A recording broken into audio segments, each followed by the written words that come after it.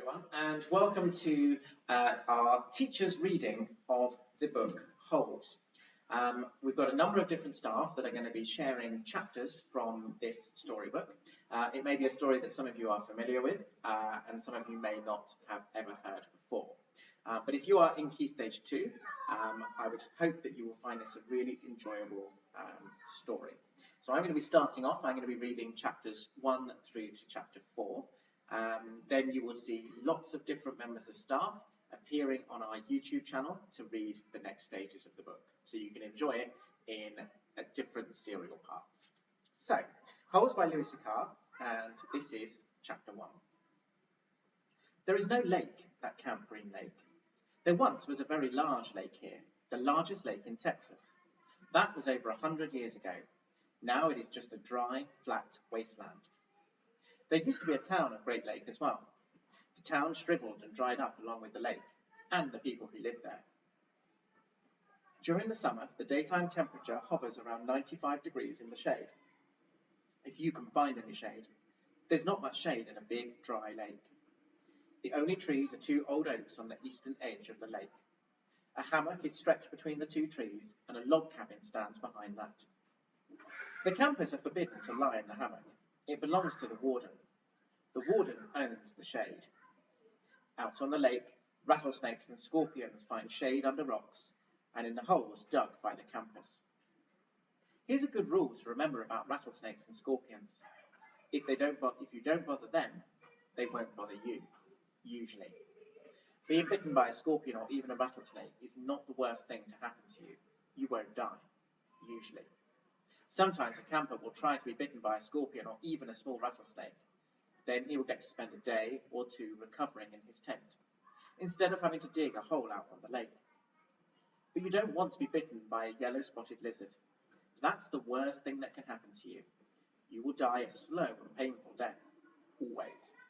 If you get bitten by a yellow-spotted lizard, you might as well go into the shade of the oak trees and lie in the hammock.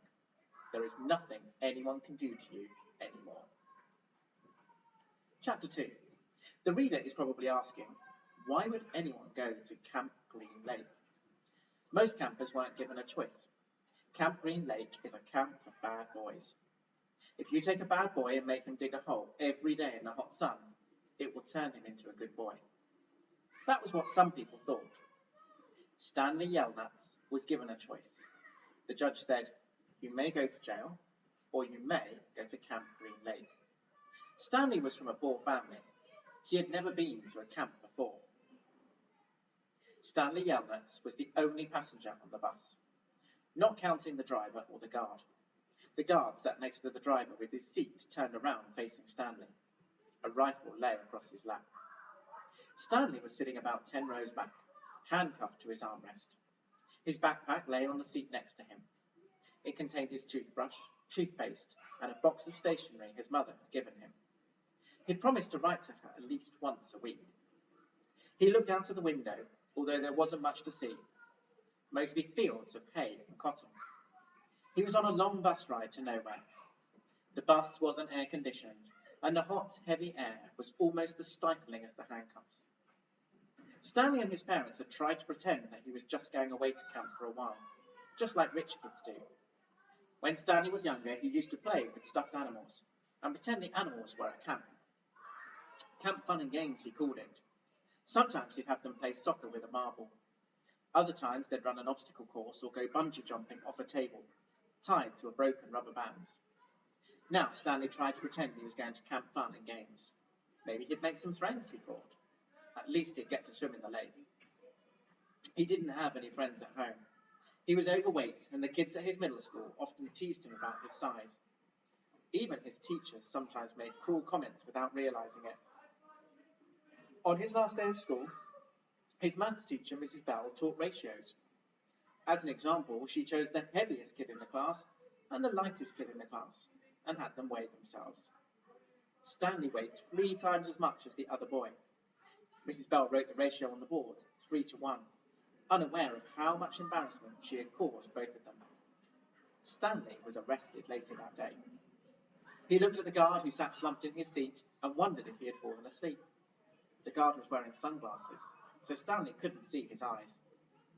Stanley was not a bad kid. He was innocent of the crime for which he was convicted. He'd just been in the wrong place at the wrong time. It was all because of his no-good, dirty, rotten, pig-stealing great-great-grandfather. He smiled. It was a family joke. Whenever anything went wrong, they always blamed Stanley's no-good, dirty, rotten, pig-stealing great-great-grandfather. Supposedly, he had a great-great-grandfather who had stolen a pig from a one-legged gypsy, and she put a curse on him and all his descendants. Stanley and his parents didn't believe in curses, of course, but whenever anything went wrong, it felt good to be able to blame someone. Things went wrong a lot. They always seemed to be in the wrong place at the wrong time. He looked out of the window at the vast emptiness. He watched the rise and fall of a telephone wire. In his mind, he could hear his father's gruff voice softly singing to him. If only, the woodpecker sighs. The bark on the tree was just a little bit softer. While the wolf waits below, hungry and lonely, he cries to the moon, if only, if only. It was a song his father used to sing him. The melody was sweet and sad, but Stanley's favourite part was when his father would howl the word moon. The bus hit a small bump and the guard sat up, instantly alert. Stanley's father was an inventor. To be a successful inventor, you needed three things: intelligence, perseverance, and just a little bit of luck. Stanley's father was smart and had a lot of perseverance. Once he started a project, he would work on it for years, often going days without sleep. He just never had any luck. Every time an experiment failed, Stanley could hear him cursing his dirty, rotten, pig-stealing great-grandfather. Stanley's father was also named Stanley Yelnats. Stanley's father's full name was Stanley Yelnats III. Our Stanley is Stanley Yelnats IV. Everyone in his family had always liked the fact that Stanley Yelnats was spelled the same, frontwards and backward, so they kept naming their son Stanley. Stanley was an only child, as was every other Stanley Yelnats before him. All of them had something else in common. Despite their awful luck, they had always remained hopeful. As Stanley's father liked to say, I learn from failure. Perhaps that was part of the curse as well. If Stanley and his father weren't always hopeful, then it wouldn't hurt so much every time their hopes were crushed. Not every Stanley Yelnats has been a failure, Stanley's mother often pointed out. Whenever Stanley or his father became so discouraged, they actually started to believe in the curse. The first Stanley Yelnats, Stanley's great-grandfather, had made a fortune in the stock market. He couldn't have been too unlucky. At such times, she neglected to mention the fact that bad luck had befell the first Stanley Yelnats. He lost his entire fortune when he was moving from New York to California. His stagecoach was robbed by the outlaw, Kissing Kate Barlow. If it weren't for that, Stanley's family would now be living in a mansion on a beach in California. Instead, they were crammed in a tiny apartment that smelled of burning rubber and foot odour. If only, if only. The apartment smelled the way it did because Stanley's father was trying to invent a way to recycle old sneakers. Sneakers are trainers. The first person who finds a use for old sneakers, he said, will be a very rich man. It was the latest project that led to Stanley's arrest. The bus ride became increasingly bumpy because the road was no longer paved. Actually, Stanley had been impressed when he first found out that his great-grandfather was robbed by Kissing Kate Barlow. True, he would have preferred living on a beach in California, but it was still kind of cool to have someone in your family robbed by a famous outlaw. Kate Barlow didn't actually kiss Stanley's great-grandfather. That would have been really cool, but she only kissed the men that she killed. Instead, she robbed him and left him stranded in the middle of the desert. He was lucky to have survived, Stanley's mother was quick to point out. The bus was slowing down. The guard grunted as he stretched his arms. Welcome to Camp Green Lake, said the driver. Stanley looked out of the dirty window. He couldn't see a lake, and hardly anything was green. Chapter 4. Stanley felt somewhat dazed as the guard unlocked his handcuffs and led him off the bus. He'd been on the bus for over 8 hours. Be careful, the bus driver said as Stanley walked down the steps. Stanley wasn't sure if the bus driver meant for him to be careful going down the steps, or if he was telling him to be careful at Camp Green Lake. Thanks for the ride, he said. His mouth was dry and his throat hurt. He stepped onto the hard, dry dirt. There was a band of sweat around his wrist where the handcuff had been. The land was barren and desolate. He could see a few run-down buildings and some tents. Farther away there was a cabin beneath 2 tall trees. Those 2 trees were the only plant life he could see. There weren't even weeds. The guard led Stanley to a small building. A sign on the front said, "You are entering Camp Green Lake Juvenile Correction Facility."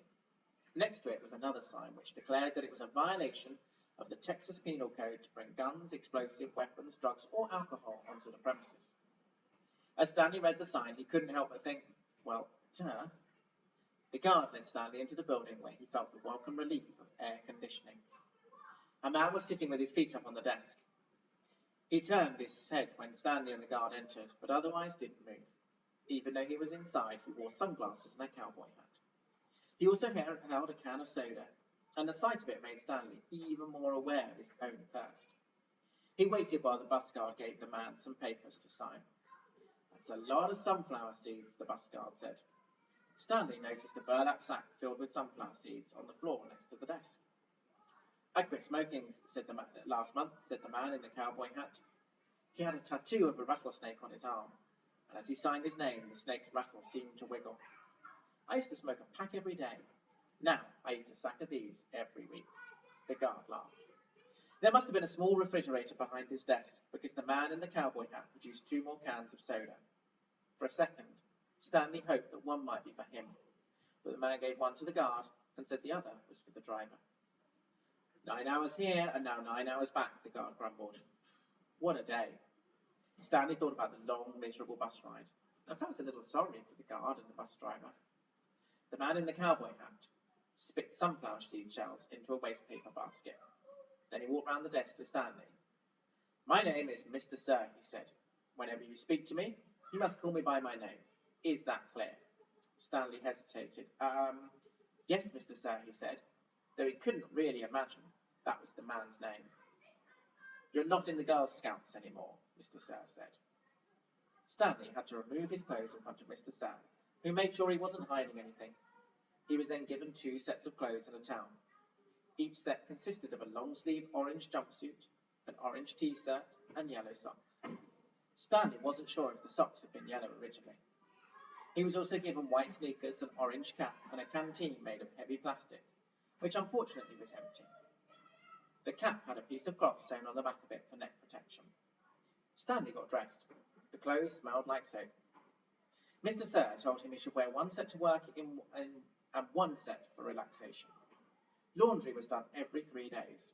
On that day, his work clothes would be washed. Then the other set would become his work clothes, and he would get clean clothes to wear while resting. You are to dig 1 hole each day, including Saturdays and Sundays. Each hole must be 5 feet deep and 5 feet across in every direction. Your shovel is your measuring stick. Breakfast is served at 4:30. Stanley looked surprised because Mr. Sir went on to explain that they started early to avoid the hottest part of the day. No one is going to babysit you, he added. The longer it takes you to dig, the longer you'll be out in the sun. If you dig up anything interesting, you are to report it to me or any other counsellor.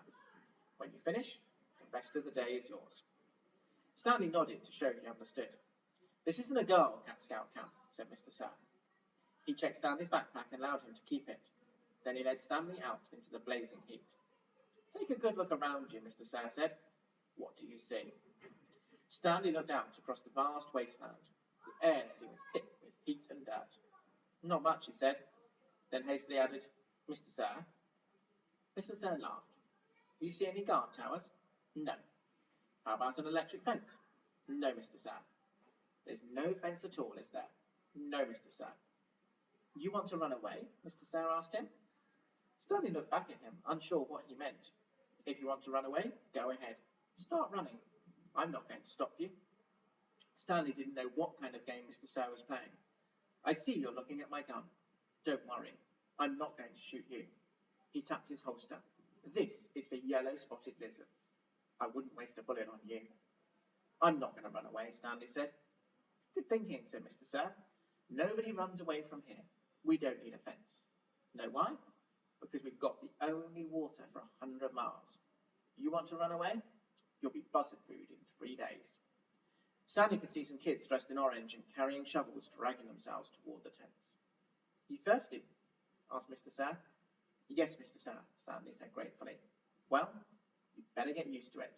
You're going to be thirsty for the next 18 months. And there ends chapter 4. I am sure that you are eagerly anticipating chapter 5 and to find out what happens next to Stanley at Green Lake Camp.